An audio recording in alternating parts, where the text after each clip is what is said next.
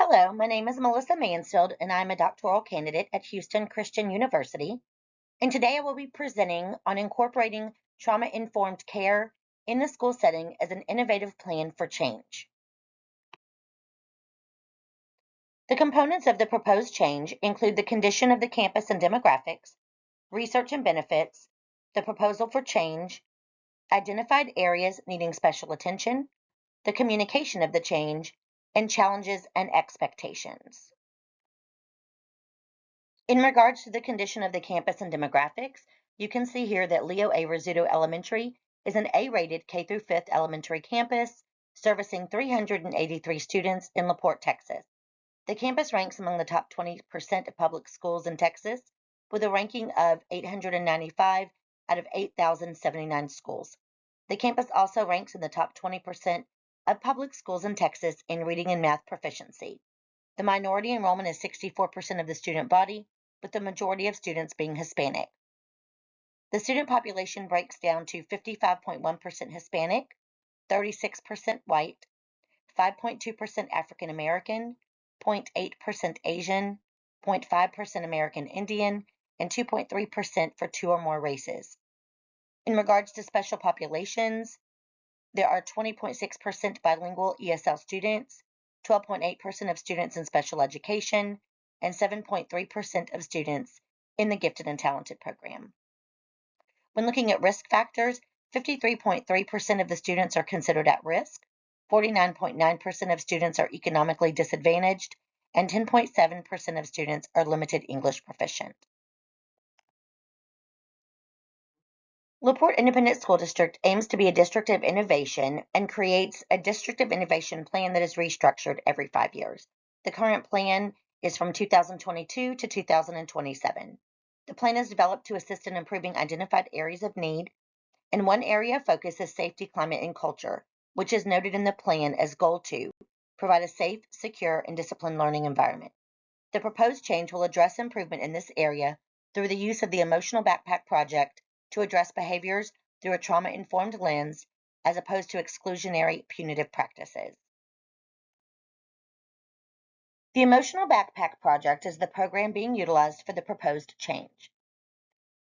This evidence-based training program known as the Emotional Backpack Project, or EBP, was designed to equip teachers with knowledge on mental health in students, incorporate awareness of the importance of mental health and trauma when interacting with students, how to recognize students who may be experiencing a mental health challenge, and signs of symptoms in students displaying behavioral health concerns.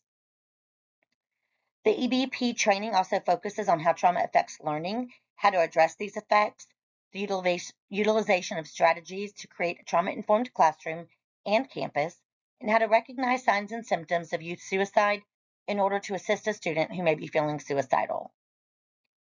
The EBP training also aims to implement trauma-informed practices in the school setting that will be provided for teachers in order to provide the knowledge needed to work with students through a trauma-informed lens. And finally, the EBP training fulfills the Texas Education Agency, or TEA, requirements for mental health and suicide prevention and helps align mental health awareness and trauma-informed care into the campus culture through the following 4 modules: Child Mental Health Awareness, Trauma-Informed Classroom, Trauma 101, Trauma-Informed Classroom 102, and Youth Suicide Prevention. There are also modules for parents available as well.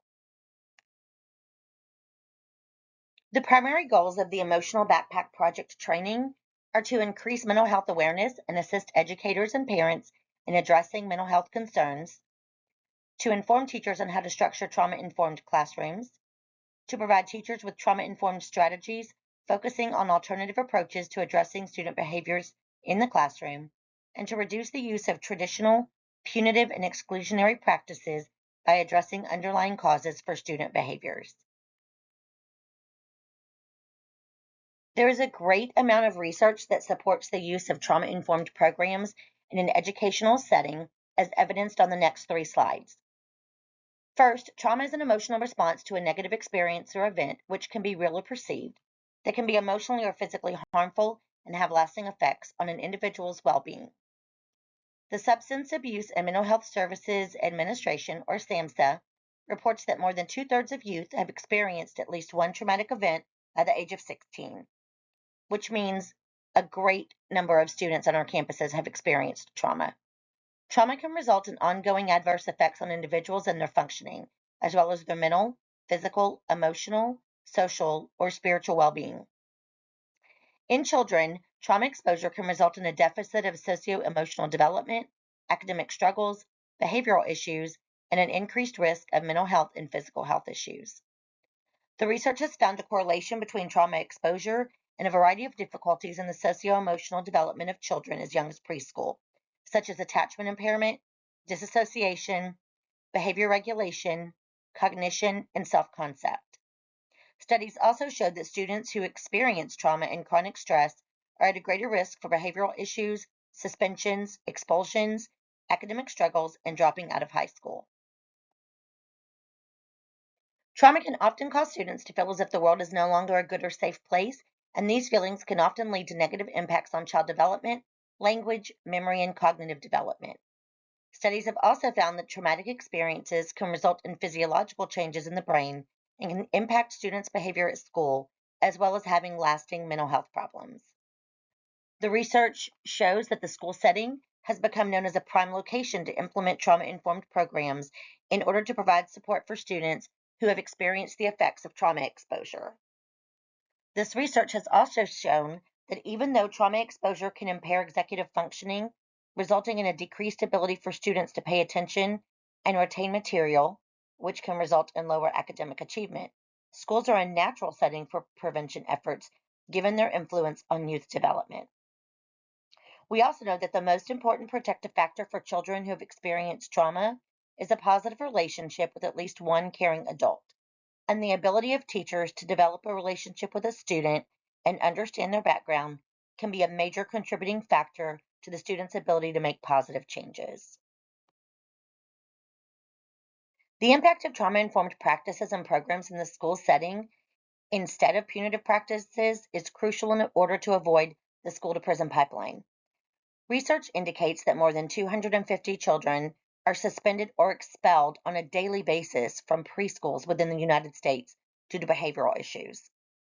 Exclusionary practices can have devastating effects to students by sending them home to the exact environment where trauma is more prevalent.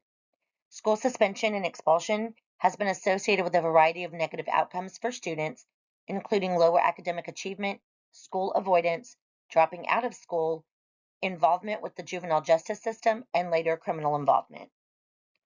Research in the use of trauma-informed practices, or TIPS, has significantly grown in recent years, and heightened awareness of how adverse childhood experiences early in life, such as poverty, discrimination, violence, and others, can contribute to traumatic stress and other problematic outcomes. TIPS help to buffer individuals from the negative effects of trauma exposure through promoting understanding of the potential causes and consequences of traumatic stress. Research in TIPS advocates for a comprehensive understanding of these practices that includes recognizing signs, symptoms, and the potential widespread impacts of traumatic stress in order to incorporate the understanding of these experiences into policies and practices. There are many benefits of trauma-informed programs following implementation of trauma-informed practices in the school setting. Benefits to students include the ability to begin forming trusting relationships, increased academic performance, a decrease in negative behaviors, and an improvement in cognitive and executive functioning skills, as well as the ability to regulate emotions and the development of coping skills. Teachers can experience benefits such as building of relationships with students, the reduction of disruptions in the classroom, the reduction of negative behaviors in the classroom, and an improved classroom climate and environment. On the campus, benefits include stronger relationships between students and staff, an increase in positive school culture and climate, decreased risk for behavior incidents on campus, and overall improvement in school safety. Parents can also benefit by an increase in positive relationships between campus staff and parents, a decrease in negative interactions with parents due to discipline, and parent education components for parents to learn trauma-informed practices for at home.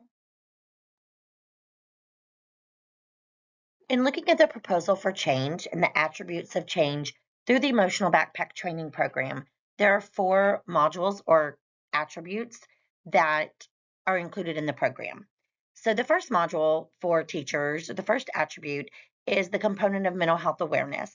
And through that module, the training would provide definitions of what is mental health, which is a state of well-being in which an individual realizes their abilities and can cope with normal stressors and work productively.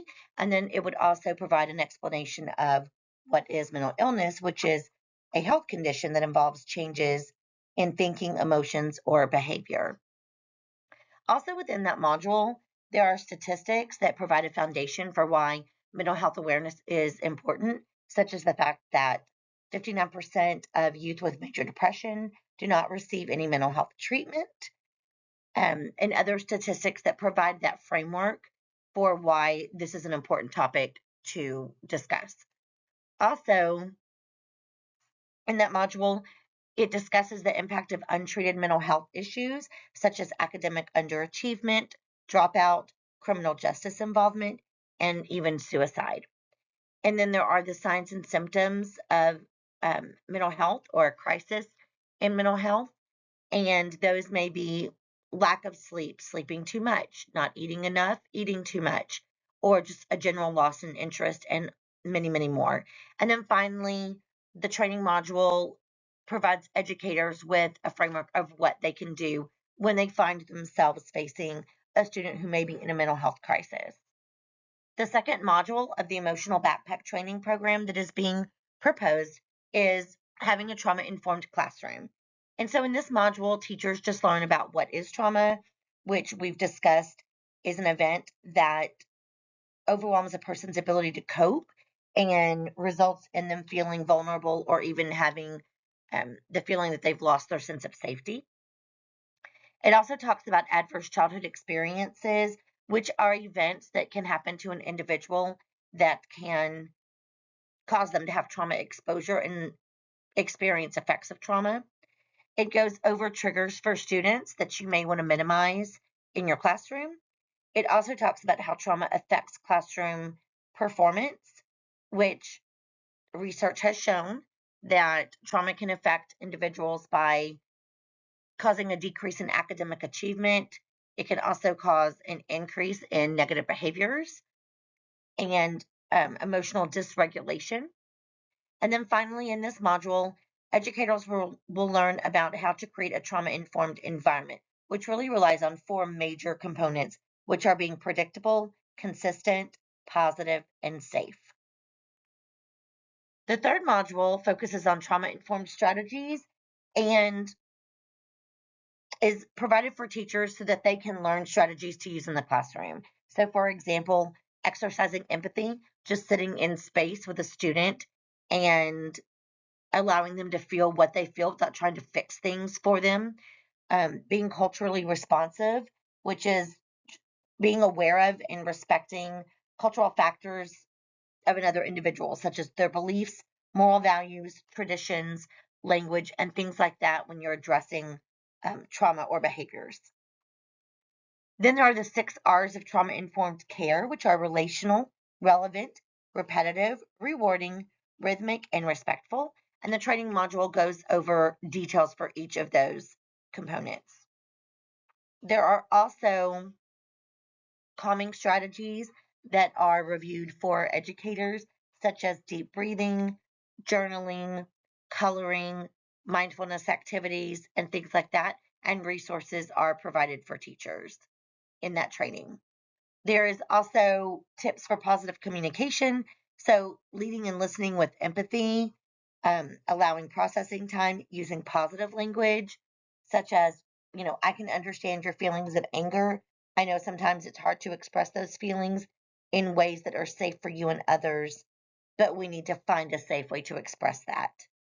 What ideas do you have? So kind of giving students voice and choice as well.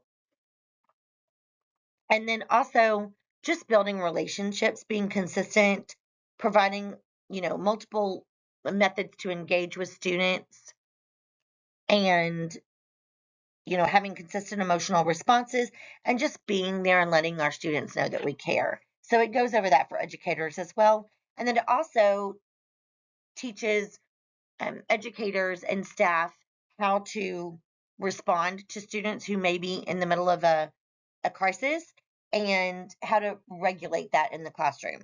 So helping them with coping skills, identifying student triggers to minimize those disruptions, helping them problem solve as they're going through an issue if they want that, and just providing opportunities for them to regulate their emotions and then rejoin the group. And then the final module is the parent component.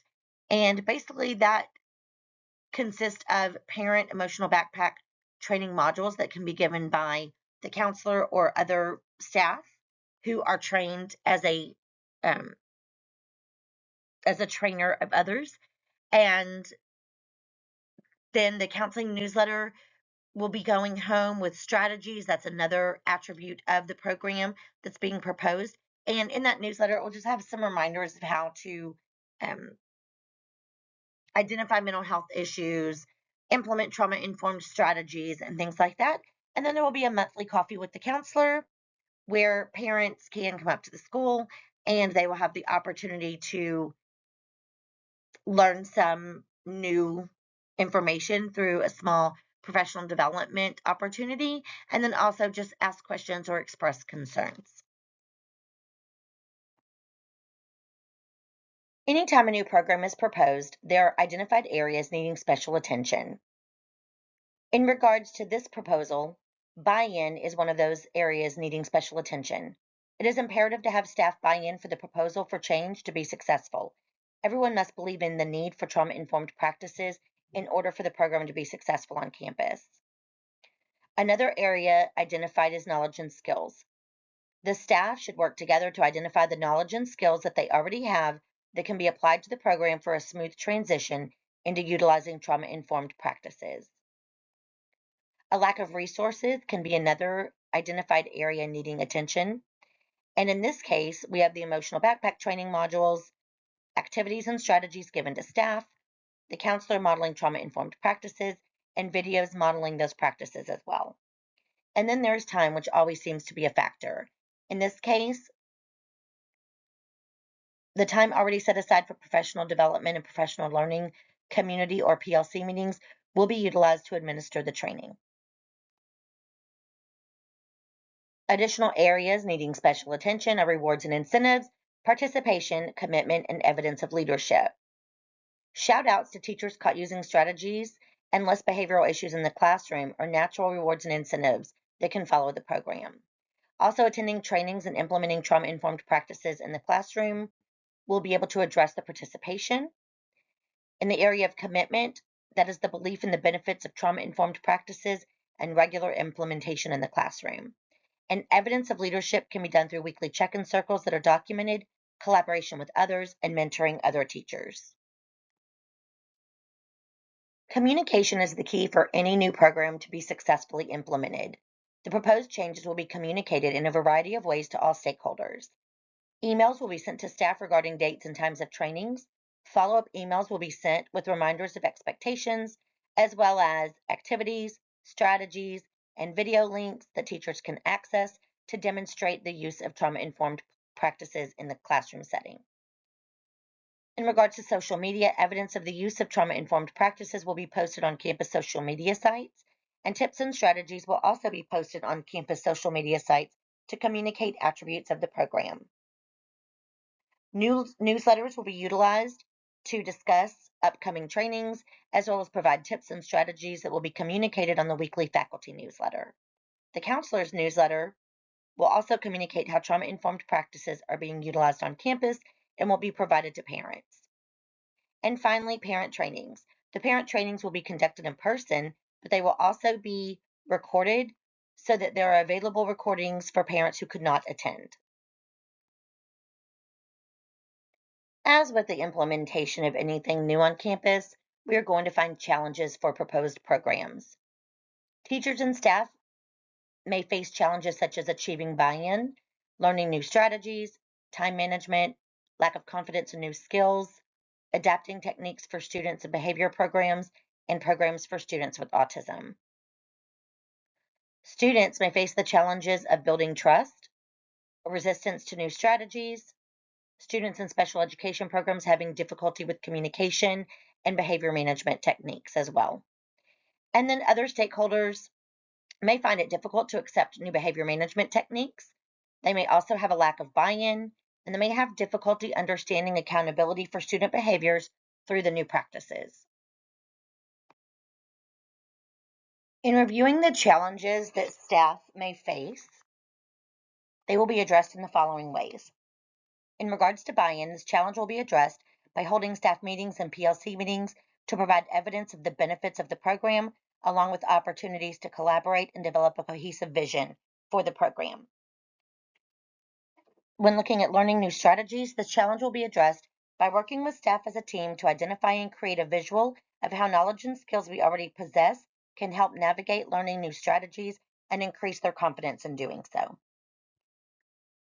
In adapting for special needs, this challenge will be addressed by providing specific examples and modeling how strategies can be utilized for the special needs population.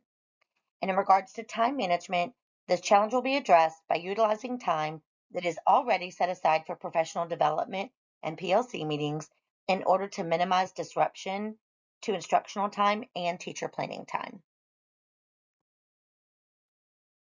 When addressing and overcoming the challenges that students may face, in the area of building trust, this challenge will be addressed through consistent, repetitive routines and procedures, as well as the utilization of trauma-informed practices in the classroom to build relationships and trust between teachers and students.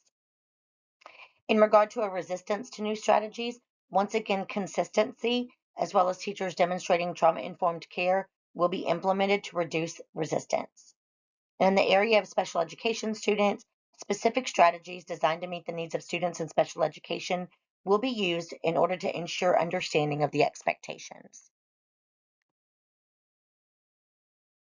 In reviewing the challenges faced by stakeholders, in the area of accepting new techniques, training will be provided for stakeholders to allow them the opportunity to learn about the new program and observe it being utilized in videos. In regards to lack of buy-in, stakeholders will be provided with information regarding the program and will be invited to a meeting to discuss the new trauma-informed program on campus and provide them with the opportunity to ask questions and receive the answers that they are looking for. And finally, for understanding accountability, at the same meeting mentioned above, stakeholders will be able to hear how the new program will align with behavior accountability on campus in regards to redirection or content marks in the classroom and how that is communicated to parents and stakeholders. The expectations for the proposed change will be as follows. Attendance from staff at emotional backpack program training meetings, participation from staff in trainings, and an open mind when being introduced to trauma-informed practices and strategies, collaboration with staff to brainstorm how to implement the program and problem solve any obstacles they see standing in the way of successful implementation, and then finally, consistent implementation of trauma-informed practices in the classroom setting as well as across the campus. The implementation of any new program needs evaluation in order to define success. In the implementation of this program, success will be defined by a decrease in number of office visits and discipline referrals, positive feedback from teachers, increased collaboration with teachers, evidence of trauma-informed strategies and teacher lesson plans, the improvement in the classroom climate, and also the improvement in the overall campus climate. In summarizing the finalized innovation plan for change, it is noted that in recent years, trauma exposure in youth has dramatically increased. As research has shown, trauma exposure can have devastating effects in children, such as a decline in academic achievement and an increase in negative behaviors, such as difficulty regulating emotions, anxiety, depression, anger issues, and the difficulty coping with stressors that may occur in their daily lives. These effects often contribute to difficulties in the school setting and increased behavior incidents in the classroom. Although skills typically utilize traditional, punitive, and exclusionary practices to address behavior, these strategies can have further increased negative effects in students and increase their risk of dropping out of school and becoming involved in the juvenile justice system. The identification of this school setting as an ideal setting to implement trauma-informed practices that address underlying issues resulting in negative behaviors, it's imperative that we find trauma-informed programs that can be implemented in the school setting. Therefore, the Emotional Backpack Project is an ideal program to be implemented in order to support innovative change in the educational setting. This slide shows the first half of the references used for the background research in order to support the innovative plan for change. And finally, this final slide provides the second half of the references that were used in order to provide foundational research to support the implementation of a trauma-informed program on campus. Thank you very much for listening to my presentation.